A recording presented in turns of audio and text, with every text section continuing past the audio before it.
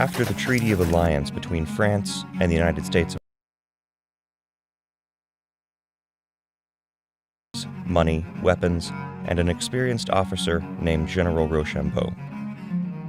Washington and Rochambeau would establish their plans for victory in a series of meetings that took place from 1780 to 1781. It was decided from their first meeting that New York City would be the objective of their two forces, but Rochambeau cautioned Washington that they did not have the strength, neither in soldiers nor ships, to succeed there. After much debate and through reconnaissance, Washington finally conceded and took the advice of Rochambeau not to attack New York, but rather move south and gain the advantage against the British Field Army in Virginia. General Washington had dispatched General Lafayette to Virginia in the spring of 1781. Lafayette would assume command of the Light Infantry Division and attempt to capture the traitor Benedict Arnold. Thus the two began fighting a cat-and-mouse campaign across Virginia. Lafayette, unfortunately, was the mouse. General Washington made his decision to march southward with the combined French and American forces in the third week of August 1781. General Rochambeau had been in correspondence with the French Admiral de Grasse, who was in the Caribbean with a sizable French fleet. De Grasse agreed to sail north and assist Washington's operations in the Chesapeake. The French fleet under de Grasse met with the English fleet under Graves in what is known as the Battle of the Capes. The French fleet was victorious, and the English fleet, unaware that Washington and Rochambeau were marching to Virginia, decided to sail to New York. This naval action was the most important key to victory at Yorktown. Lord Cornwallis, realizing he had no possibility of escape by sea, began earthen fortifications at Yorktown. Cornwallis was trapped. With the full support of the French fleet under de Grasse, Washington and Lafayette arrived in Williamsburg, Virginia on the 14th of September and met at George Wythe's home to plan the siege for a trapped Cornwallis. Finally, the stage was set for Yorktown. Gilbert, it is so good to see you after these last several months, and I am very impressed with the work you've done here in Virginia. Thank you, mon Please général. inform me, what is our circumstances in Virginia at present? Indeed, my heart is filled with joy to be reunited with you, mon général, after so many months. But the situation at hand is thus. Since you dispatched me in March of this year, 1781, you had given me 3 orders. One, of course, to capture the turncoat, Benedict Arnold, who had been sent here by his new masters in January of this year. 2, to prevent the capture of all of the stores and equipment that was to be found here in what was once called the breadbasket of North America, since has changed. And 3, of course, to support you in whatever operation was to take place next, whether that be your assault upon New York City as initially planned, or to march southwards to assist in your more than able subordinate, General Nathaniel Greene, in fighting in the Carolinas. Well, of course, upon my arrival, General Benedict Arnold would not remain overly long. He would be replaced by, of course, General Phillips, and then, of course, Lord Cornwallis himself. We began fighting our cat-and-mouse campaign all summer long, battles at Point of Fork and Spencer's Ordinary and Green Springs Plantation. But of course, I would receive the news from you by the 3rd week of August that you were not intending to attack New York as initially planned, but instead to come all the way here to Virginia to gain the advantage against Lord Cornwallis, who had placed himself 12 miles down the road at Yorktown. So, now that you have arrived in the city with General Rochambeau, of course, the lead elements of this grand army have arrived, and I have my division, the Light Infantry Division, as well as the arrival of the Marquis de Saint-Simon with nearly 3,500 French soldiers at Jamestown on the 6th of this month. So I imagine that all of the battalions shall be arriving within the next week to 10 days. I am hopeful. Admiral Barras, I am told by General Rochambeau, has dispatched his ships with the siege artillery, and no doubt they will land at Burrell's Landing within the week.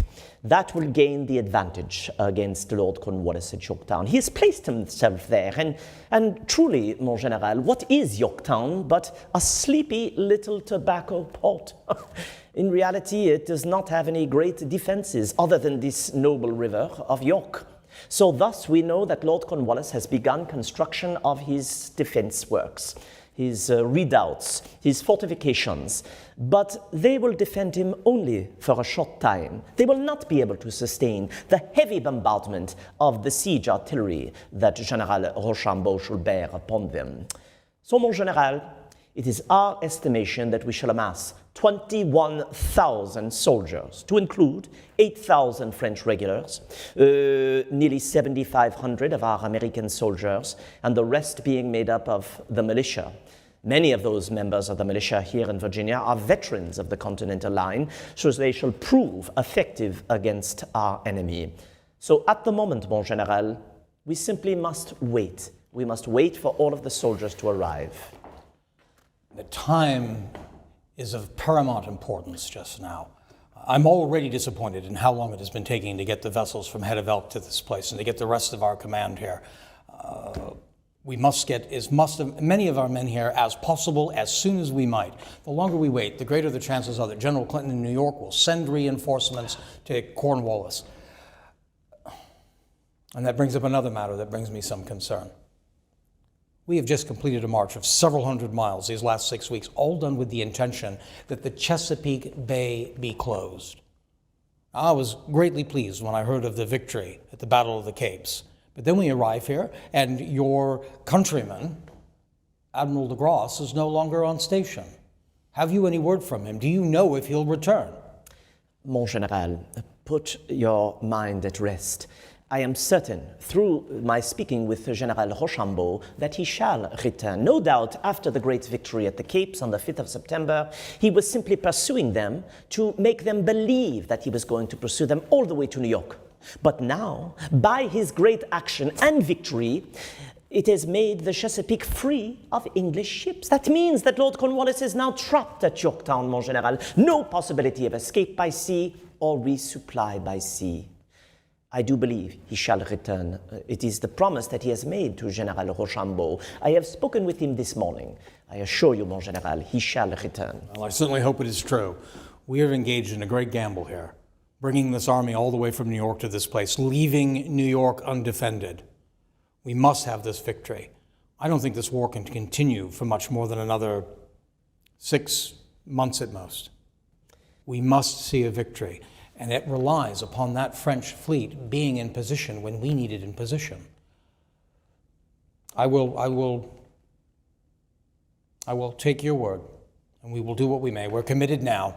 I would like to order a reconnoiter of York so we can know exactly the circumstances of the defensive works in that place.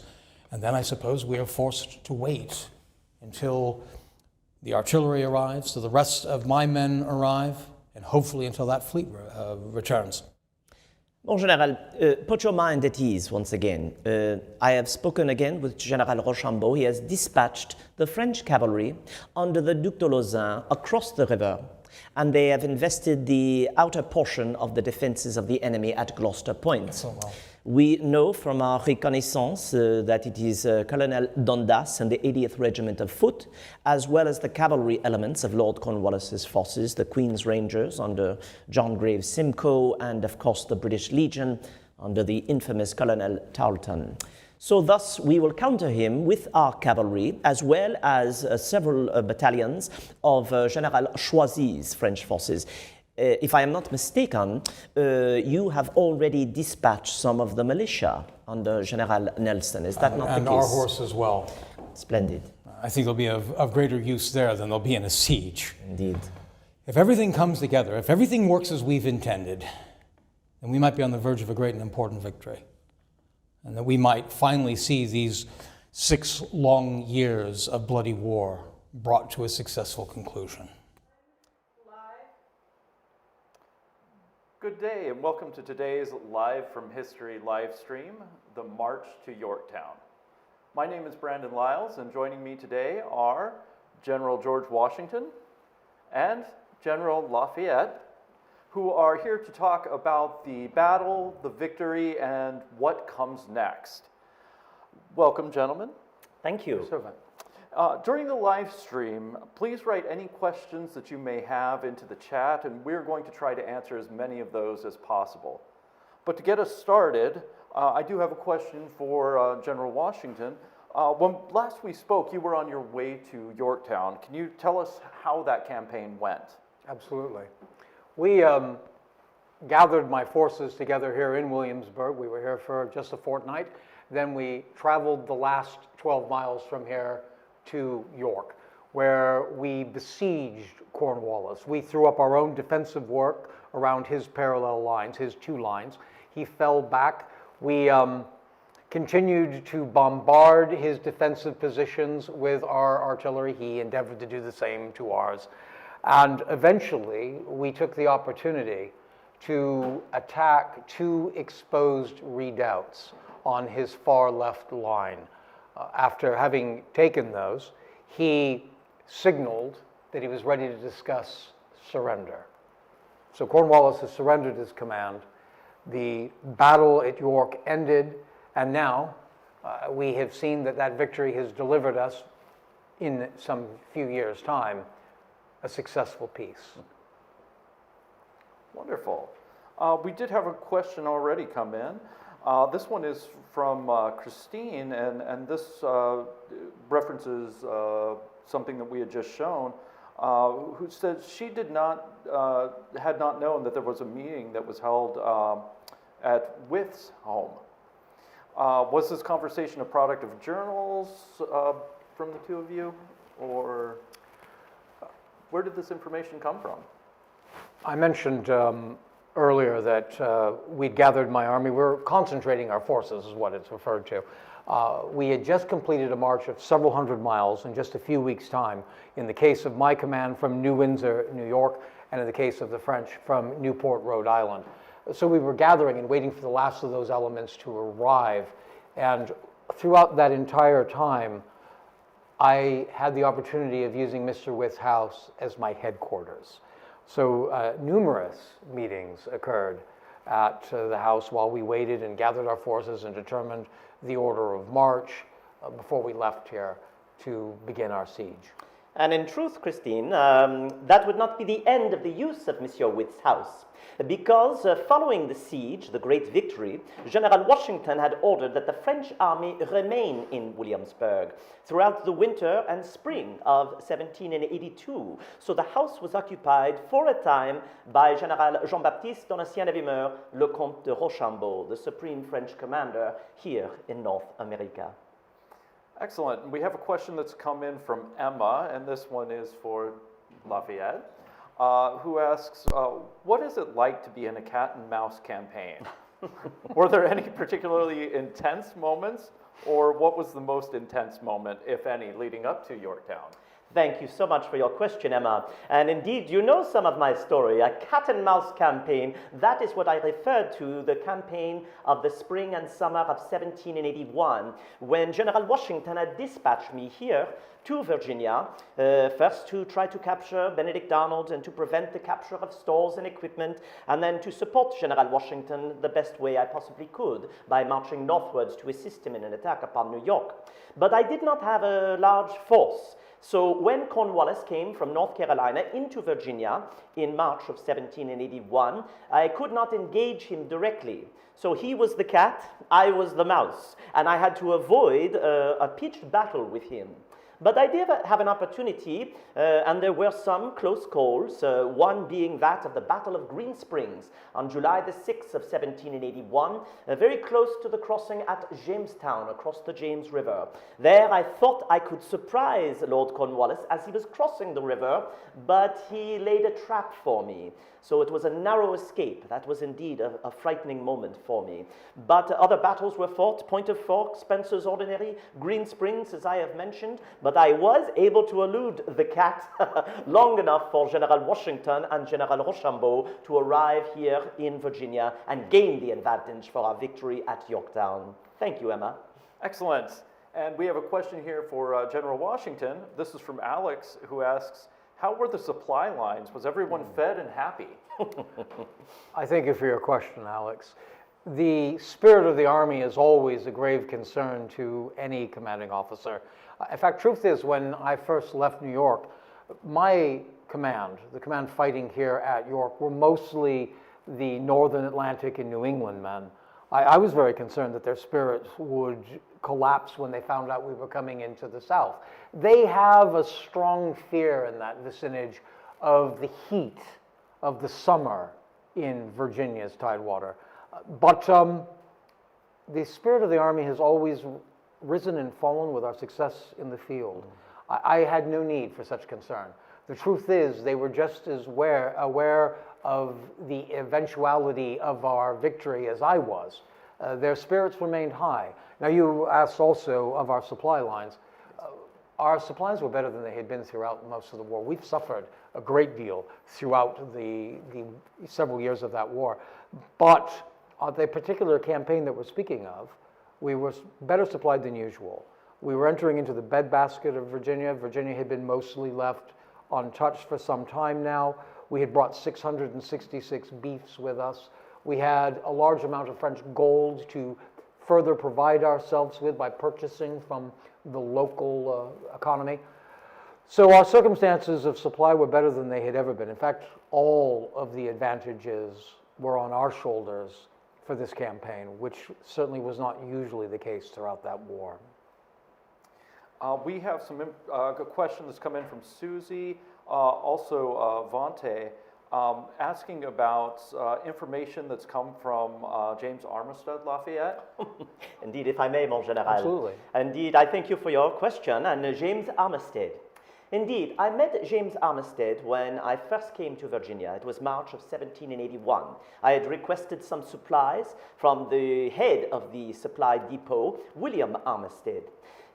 He sent his slave, James Armistead, to me in Williamsburg, and I discovered how intelligent and resourceful James was. So I contacted William and asked him if James might serve me throughout the remaining part of this campaign. He agreed. But what I wanted James to do was not to be a soldier, not to be a valet de chambre, a palefrenier, not at all.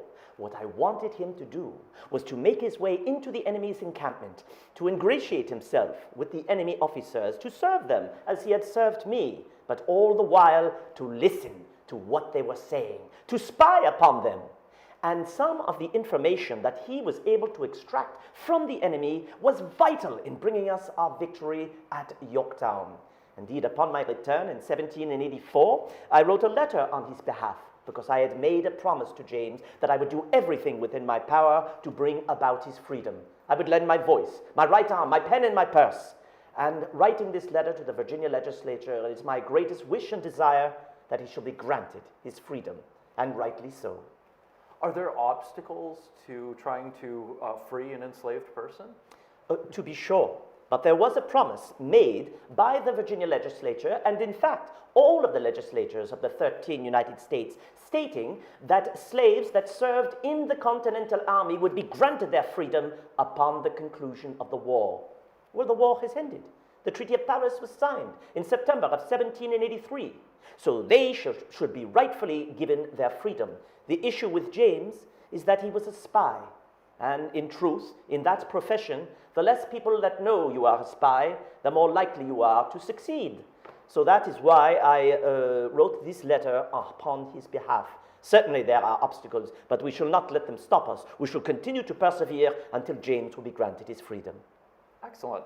Also, kind of on the lines of intelligence, we have a question here from Robert, who asks, what intelligence did you have regarding the position of the British fleet at the time? How close was it, and could the French fleet have defeated it?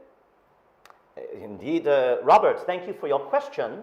And in regards to the French fleet and their proximity and location, we knew when Lord Cornwallis had invested first Portsmouth on the south side of the River James, but then discovered that it was too difficult to defend with the amount of soldiers he had, he decided to go to Yorktown, which in truth was a sensible decision. Because Yorktown is located upon a peninsula, with the York River to the north, the James River to the south, and the Chesapeake Bay to the rear. So that meant the only avenue of approach the enemy could take was from the northwest. But the English fleet had vacated the Chesapeake Bay for a time, and General Rochambeau had corresponded with Admiral de Grasse, who normally guarded the lucrative sugar islands of Martinique, Guadeloupe, and Saint-Domingue, and entered into the Chesapeake on the 30th of August. It is then that an English fleet under Admiral Graves had come to intercept them. So on the 5th of September, a great battle was fought. In fact, the most important battle of the campaign. It is called the Battle of the Capes. And Admiral de Grasse was able to defeat Admiral Graves. He had more cannon, more ships, and the weather gauge in his favor. So Admiral Graves, unaware that General Washington and General Rochambeau were marching southwards, decided to return back to New York City to refit, resupply, and repair his ships. That was the key. It meant now that Lord Cornwallis was trapped at Yorktown with no possibility of escape by sea or resupply by sea. All was in place. Excellent. We have another question here. This is from ACM 1789. This one is for General Washington, who asks, what led you to finally give Colonel Hamilton command? I had the honor of having Colonel Hamilton serve as my secretary for a good portion of the war until shortly before the Battle of Yorktown. On our march to the place, there was an occasion where I had summoned him into my presence. There was business I needed from him. I suffer from a deficiency of education. I've purposely surrounded myself by a body of very young, able, intelligent penmen, and chief amongst those was Colonel Hamilton. He was endeavoring to remove himself from that position. After all, soldiers, particularly young men, they hope to gain glory, and very little glory is ever achieved by a secretary. So he was endeavoring to remove himself from that position, but on this occasion, I had summoned him into my presence, and I had waited for nearly 30 minutes. No response. I finally left my office and went looking for him, and I found him deep in conversation with some friend of his. I grew very, very angry with him. I was very disappointed, if I might use those words, to find that he had allowed his vanity to keep him from a meeting with his commanding officer.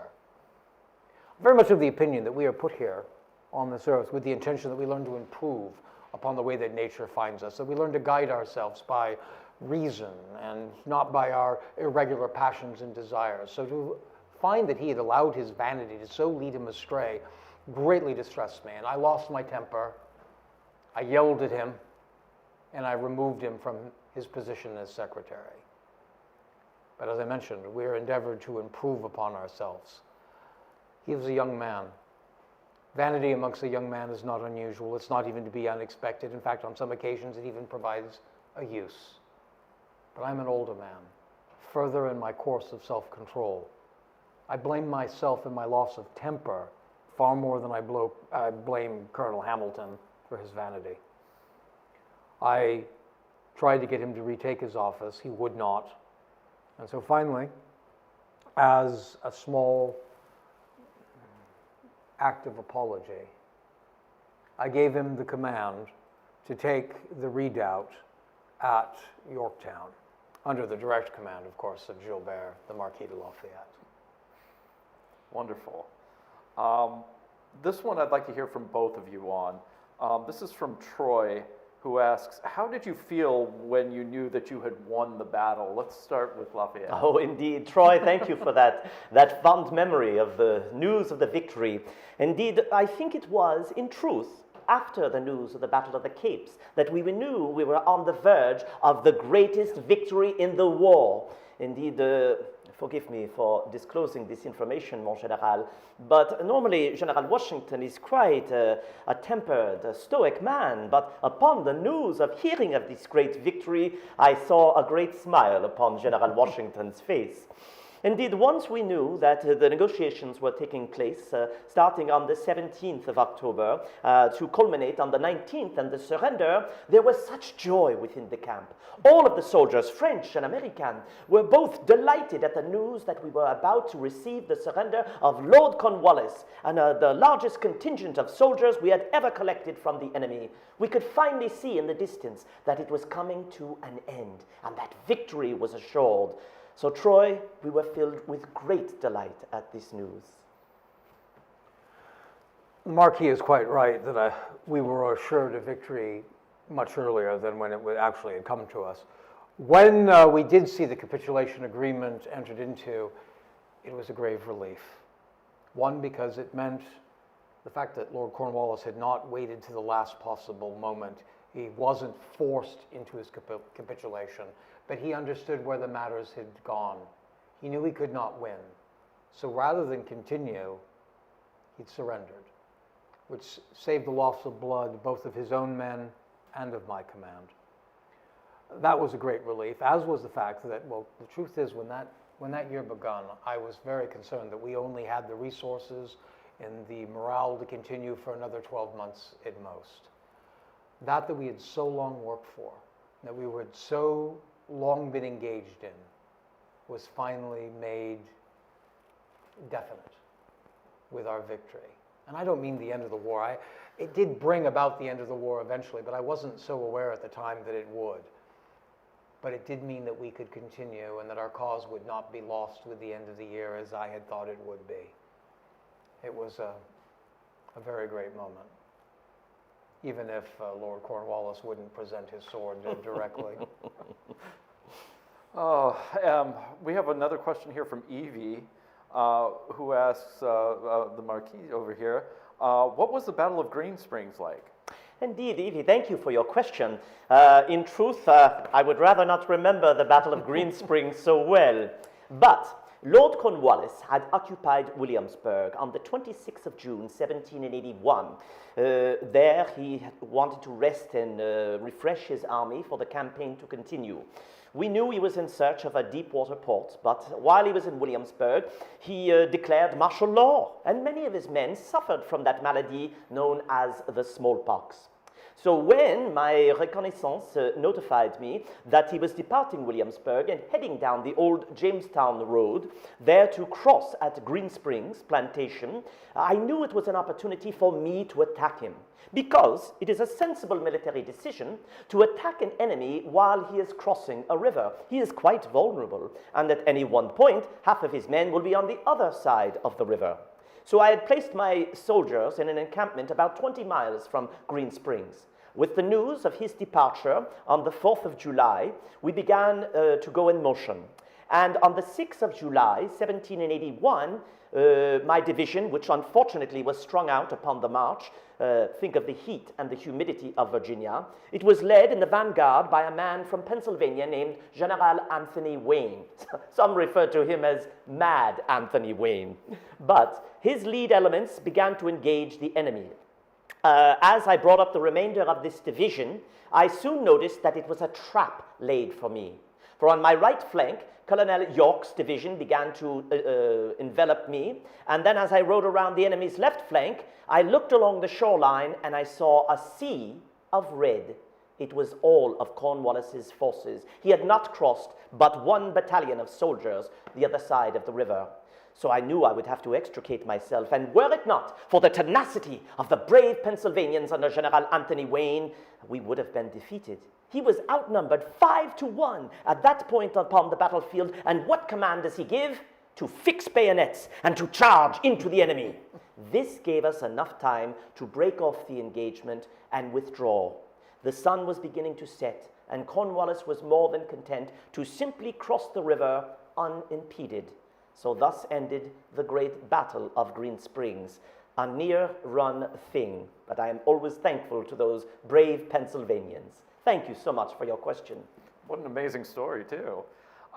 We have a question here from Diane. This is for General Washington. From New York to Yorktown, did you come by ship or land? And did the troops travel by land or sea? Thank you, Diane. I traveled by land. The intention was that most of my command would get on vessels at the head of Elk. This is at the very top of the Chesapeake Bay. I was gravely disappointed when we got there to find that we hadn't sufficient vessels for the purpose. And even those vessels that were available were a grave disappointment. And in fact, General Rochambeau's command, the French, they refused to remain long on them. They referred to this fleet as a mosquito fleet and meant not a compliment by that. They only took them as far as Annapolis, where they got onto French vessels for the rest of the voyage.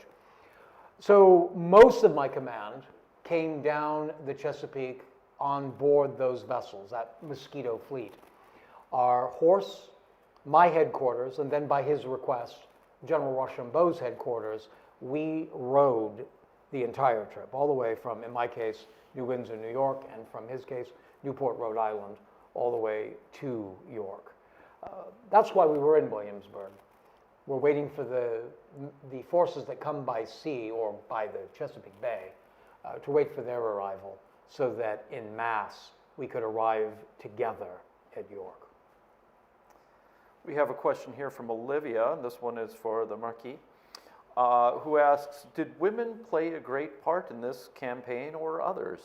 Indeed. Olivia, thank you for your question. Did women play a great part in this campaign? They certainly did, serving as what we call camp followers. Camp followers can do a variety of different service, from laundry to cooking to nursing after the soldiers that are sick from some sort of malady or from a wound or some other thing. So women played a very important role. In fact, Olivia, it was during the siege itself that some of these camp followers, while we were being bombarded by the enemy in our entrenchments, were handing out rations and coffee and water for the soldiers while they were digging, and they would have to succumb to the same bombardment as the soldiers. So they showed a great deal of bravery and tenacity in the face of all of this adversity. So certainly, Olivia, they played an important role and have played important roles throughout the history of war. Excellent. We have another question here from Christine, who is asking, what was the mood of the soldiers, both American and British, at Surrender Field? General Washington, would you like to take that? Well, as you may imagine, our army were greatly pleased. The British a little less so. They refer to the incident as the world turned upside down. And I remember we gave them the same terms that they gave General Lincoln when Charleston fell, and that is not much terms at all. They were all made prisoners of war. They were not allowed to maintain and keep their arms. They had to march from their works with their colors, the flags furled or kept put away, playing not the music of the victorious army, which is expected in this case, but rather only their own tunes, German or British tunes, not American or French. And I remember very clearly, as they surrendered their arms, they threw them very strongly down to the ground, partly, no doubt, out of their disappointment, and also partly, I think, to endeavor to damage them so that we could not make greater use for them. Their commanding officer, in fact, I alluded to that a moment ago, their commanding officer wouldn't even bother to attend the surrender ceremony. He informed me earlier that he was too ill to attend and left it to his second-in-command. And his second-in-command endeavored to give the sword not to myself, but rather to General Rochambeau.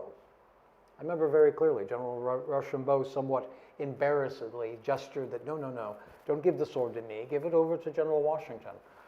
When he tried to do so, I suggested that rather than giving it to me, he should give it to my second-in-command, General Lincoln.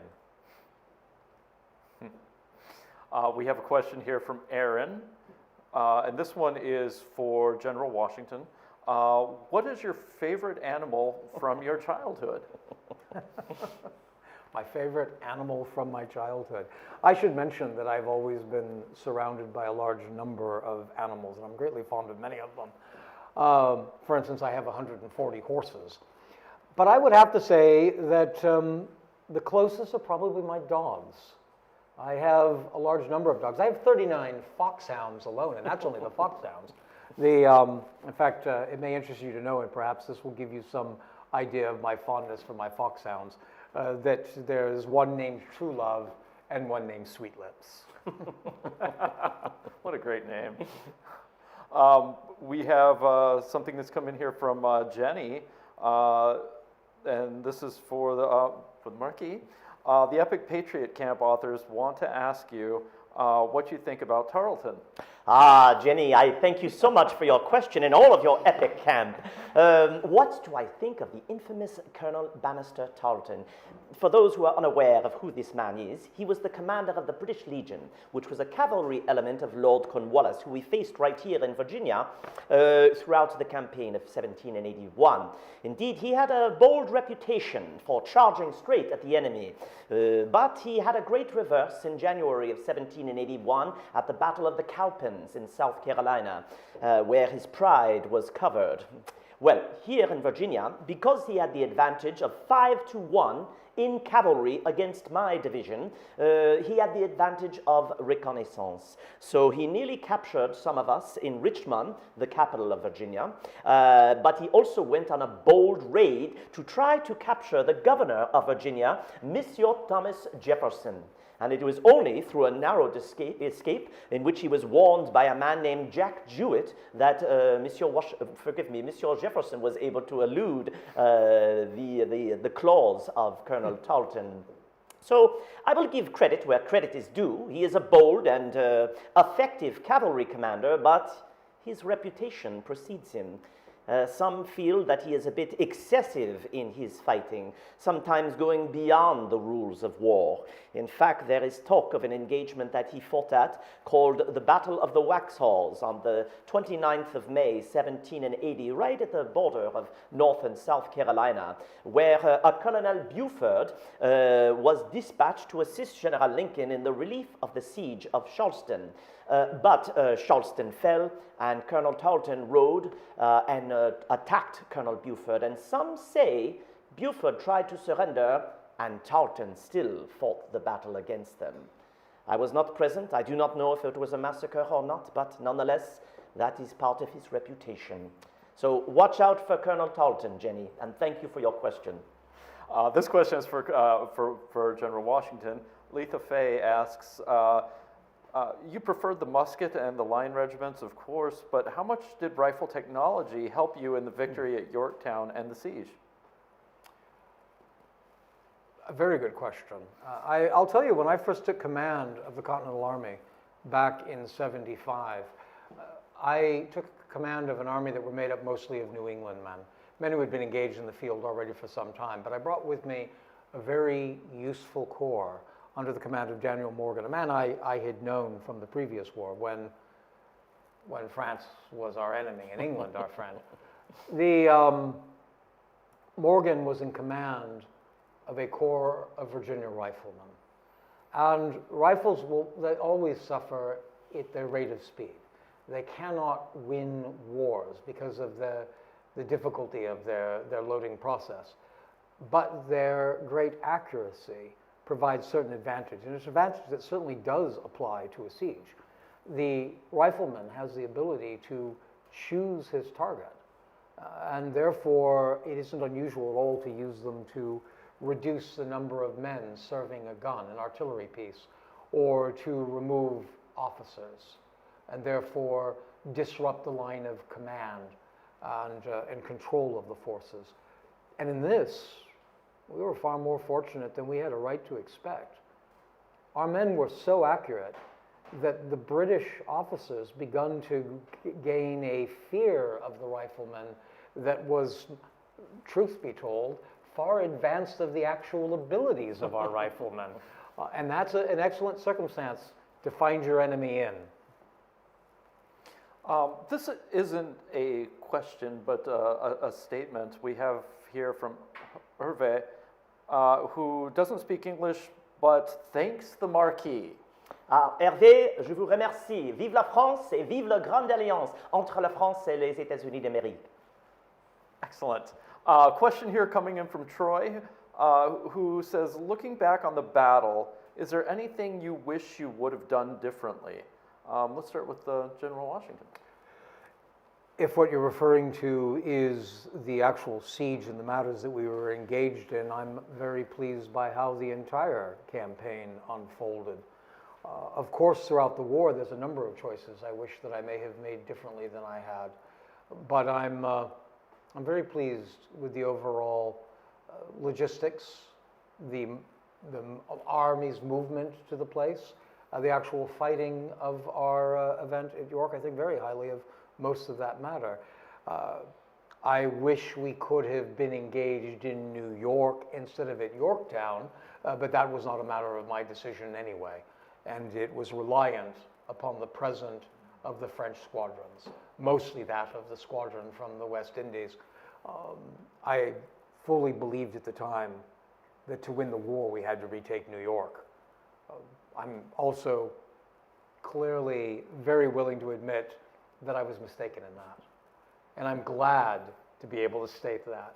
The victory at York did cause the end of the war, not immediately, but it began to cause England to sue for peace. The war would continue again all the way until '83. But our victory at York caused the British resolve to continue the war to suffer. They immediately began to sue for peace. And we never did retake New York.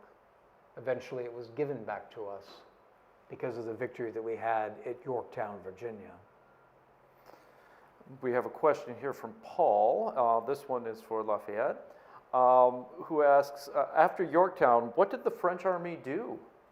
Indeed, thank you, Paul. What did the French army do after Yorktown? Well, as for me, even though I am part of the American army, I departed back to France.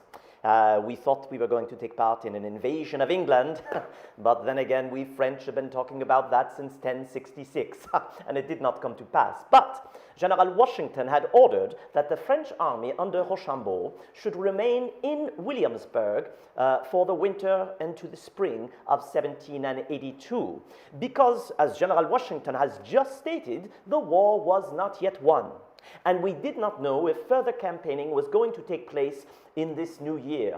So Williamsburg and Virginia is equidistant between the north and the south, so it could march in either direction as need be. If General Washington had desired to attack New York City, then Rochambeau would march northwards. If General Washington had ordered General Nathaniel Greene to attack the enemy at Charleston, then we would march southwards and assist them there. But in reality, the French army under Rochambeau simply waited in Williamsburg. In fact, many of the officers, such as General Rochambeau and General Chastellux, went on some small visits of places within Virginia, such as Charlottesville, Great Bridge, Fredericksburg, and Richmond Town, to do a bit of, as you like to say in America, sightseeing.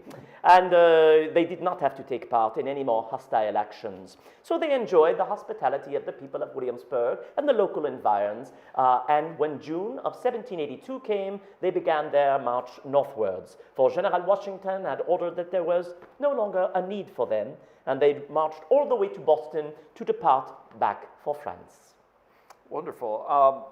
We have a question here from Jim, and this one kind of goes to General Washington. He comments how you refer to Yorktown as York. Was it known as York at the time and then later Yorktown? How exactly is that defined? Yes, Jim, that's exactly the case. I'm older than some of those around me, definitely older than the Marquis here. And it has long been referred to as York, or the town of York. The name means the same thing. It's, I suppose, a little less confusing, particularly when I'm arguing betwixt attacking York, Virginia, or New York in New York. It all can get very, very confusing. Wouldn't surprise me at all if in the future they determine to refer to it by Yorktown instead of just York to help reduce some of that confusion. And we have a question here from Tony. This one is for Lafayette.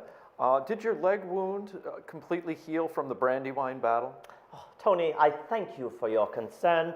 You obviously are familiar with my engagement at the Battle of Brandywine. So I had only recently arrived in America in June of 1777. I meet His Excellency, General Washington, on the last day of July, 1777, and I would fight my first battle at the Battle of Brandywine, September the 11th of 1777. So it was during that engagement, in which I had no command whatsoever, other than myself, that General Washington turned to me and said, General Lafayette, General Sullivan's division is beginning to crumble and weaken. I want you to ride up to them and regroup them and push them back on line. I did precisely as General Washington ordered. I began trying to encourage them, but they ran right by me. I wheeled my horse around, and at that precise moment, a musket ball hit me in the leg. My boot began to fill with blood, overflow with blood. In fact, I thought I was going to be killed in my first engagement, but I kept my courage. I kept my strength long enough to rally those men and push them back on line. Now, unfortunately, General Washington would lose the battle that day, but he would save the army to fight another day. And as for me, well, I was taken from the field by stretcher, then by cart, even by boat for several days, and weeks later, I found myself in Bethlehem. Not the Holy Land, I had not died, but rather Bethlehem in Pennsylvania. And there I was nursed back to health by the lovely Moravian girls of Bethlehem, Pennsylvania. Indeed, I thank you for your concern, but it has not bothered me since that battle. We are running out of time very quickly here, but I did want to take this question from Keith, who asks General Washington, did you not find it advantageous to fight such a battle on ground you have known since your youth? Keith, I'm asked if I found it advantageous to fight on ground I've known since my youth. The truth is, I found, well, the Marquis mentioned earlier the advantages that the British would find in putting a port on a peninsula, but it was also a great difficulty to defend putting a port on a peninsula. That I was well aware of. The truth is, our Governor Nelson, earlier in the war when he was one of my generals of the militia in Virginia, he had planned on putting his troops and holding York. Now, part of this is because it was his home. And I pointed out that he could too easily be cut off in that position. That being on a peninsula, if you can stop the communication with the ocean, if you can block the port, all you need then to do is cut off the bridge to the rest of the land. And then you end up disconnected and unable to be resupported, escape, or resupply. That was a circumstance I certainly knew, already being somewhat familiar with the place. When I mentioned earlier that I would rather have been in New York, it wasn't because of an advantage of knowing the area, though I had actually fought in New York. I've never fought in York before. But it was because that New York, the harbor in that place, gave the enemy a line of control and command that could not easily be taken. They took it from us in '76, and we never retook it. And I knew it would be difficult. Truth is, when I was first sent to the place to try to defend it, I tried to get the Congress to give me permission to burn the city. Well, I'm going to give you one final question. Let's start with General Washington on this one. What comes next for both of you? What does the future hold? Well, when we received word of the final treaty from Paris back in '83, I immediately said goodbye to what remained of my command. Most of them had been disbanded by then. I made my way southward to Annapolis, where the Congress was then meeting, and I resigned my commission as General and Commander-in-Chief. I have retired from the public life, returned to the shade of my own vine and my own fig tree. And so I hope to continue to glide gently down the stream of life until I am called upon to sleep in the dreary mansions of my fathers.